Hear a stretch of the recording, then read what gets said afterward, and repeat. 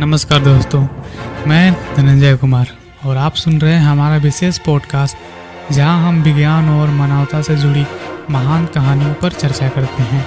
आज का विषय है एक ऐसे इंसान की कहानी जिसने विज्ञान को नई ऊंचाइयों पर पहुंचाया, लेकिन साथ ही नैतिकता और मानवता के सबसे बड़े सवालों से भी जूझा।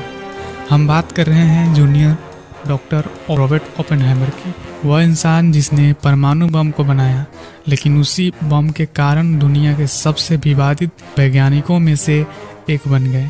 उनकी कहानी केवल विज्ञान की नहीं, बल्कि नैतिकता, राजनीति और शक्ति की भी है।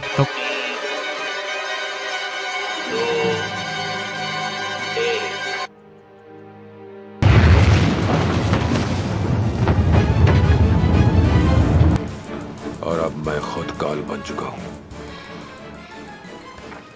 इस दुनिया का विनाशक। डॉक्टर जूनियर रॉबर्ट ओपेनहाइमर का जन्म 22 अप्रैल 1904 को न्यूयॉर्क शहर में हुआ। उनका परिवार जर्मनी से अमेरिका आया था। उनके पिता जूलियस ओपेनहाइमर एक कपड़ा व्यापारी थे और उनकी मां एला फ्राइडमैन एक कुशल कलाकार थी। उनका परिवार आर्थिक रूप से संपन्न था, लेकिन उनके जीवन में सांस्कृतिक और बौद्धिक माहौल का भी बड़ा प्रभाव था। रॉबर्ट बचपन से ही असाधारण बुद्धिमान थे। वे प्रकृति, खगोल विज्ञान और विज्ञान की जटिलताओं में गहरी रुचि रखते थे। उन्हें साहित्य, भाषाओं और कला से भी प्रेम था। उन्होंने बचपन में ही लैटिन, ग्रीक, फ्रेंच और जर्मन भाषाएं सीख ली। उन्होंने हार्वर्ड यूनिवर्सिटी से केमिस्ट्री में पढ़ाई शुरू की। यहाँ उन्होंने मैथमेटिक्स और फिजिक्स की ओर रुचि विकसित की। जल्द ही उन्होंने यूरोप का रुख किया और गोटिंगन यूनिवर्सिटी में क्वांटम मैकेनिक्स पर काम किया। वहाँ उन्होंने मैक्स बॉर्न के निर्देशन में पीएचडी पूरी की। गोटिंगन में रहकर उन्होंने वैज्ञानिक सोच के साथ साथ अपने व्यक्तित्व को भी निखारा। वे भौतिकी के जटिल प्रश्नों पर गहराई से विचार करते थे। फिर 1940 के दशक की शुरुआत में सेकेंड वर्ल्ड वॉर तेजी से बढ़ रहा था। इस दौरान वैज्ञानिक अल्बर्ट आइंस्टाइन और लियो लीजॉर्ट ने अमेरिकी राष्ट्रपति फ्रैंकलिन डी रूजवेल्ट को एक पत्र लिखा, जिसमें यह चेतावनी दी गई कि नाजी जर्मनी परमाणु बम बनाने पर काम कर रहा है। मैंने इसका बात किया था अल्बर्ट आइंस्टाइन वाले वीडियो में। इस चेतावनी के बाद अमेरिका ने मैनहट्टन प्रोजेक्ट नामक गुप्त कार्यक्रम शुरू किया। इसका उद्देश्य था परमाणु हथियार विकसित करना। 1942 में जूनियर रॉबर्ट ओपेनहाइमर को इस योजना का वैज्ञानिक निदेशक बनाया गया। ओपेनहाइमर ने न्यू मैक्सिको के लॉस एलामोस में एक प्रयोगशाला की स्थापना की, जहां उन्होंने दुनिया भर के प्रमुख वैज्ञानिकों को इकट्ठा किया।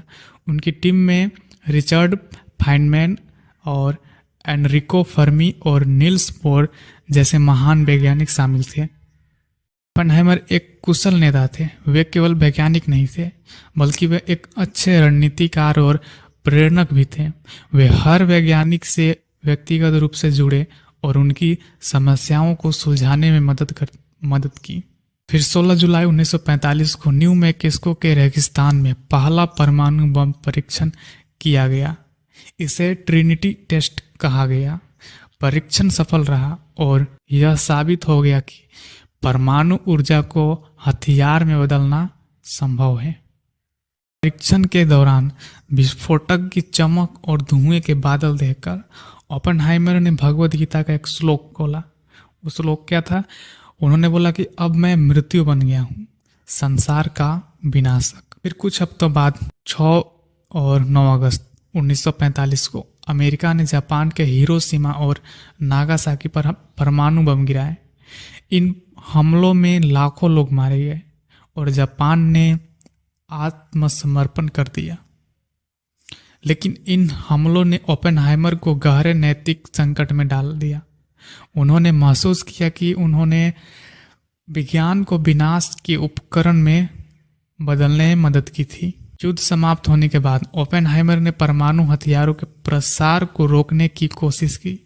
वे अमेरिका के एटॉमिक एनर्जी कमीशन के सलाहकार बने, लेकिन कोल्ड वार के समय उनके पुराने वामपंथी संपर्क और राजनीतिक विचारों के कारण उन्हें कम्युनिस्ट समर्थन समझा गया।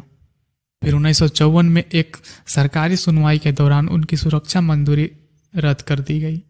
यह सुनवाई उनके लिए व्यक्तिगत और पेशेवर अपमान का समय था। इसके बावजूद ओपेनहाइमर ने विज्ञान को मानवता के कल्याण के लिए उपयोग करने का प्रयास जारी रखा। उन्होंने कई विश्वविद्यालय में लेक्चर दिए और वैज्ञानिक समुदाय को प्रेरित किया। ओपेनहाइमर की कहानी केवल एक वैज्ञानिक की नहीं है, यह कहानी है नैतिकता, शक्ति और मानवता की। उन्होंने परमाणु युग की शुरुआत की, लेकिन साथ ही इसके खतरों को भी समझा। उनकी यह दोहरी भूमिका उन्हें इतिहास में एक अनोखी जगह देती है। फिर 1967 में उनकी मृत्यु हो गई। कैंसर के कारण उनकी मृत्यु हो गई, लेकिन उनकी कहानी आज भी प्रासंगिक है। वे हमें यह सिखाते हैं कि विज्ञान को हमेशा नैतिकता के साथ जोड़ा जाना चाहिए। तो दोस्तों, यह थी जूनियर रॉबर्ट ओपेनहाइमर की कहानी। उनकी कहानी हमें यह सोचने पर मजबूर करती है कि विज्ञान और मानवता के बीच संतुलन कैसे बनाए रखें। और अगर आपने आइंस्टाइन वाले वीडियो को नहीं देखा है तो अभी जाके आप देख सकते हैं। बहुत बहुत धन्यवाद।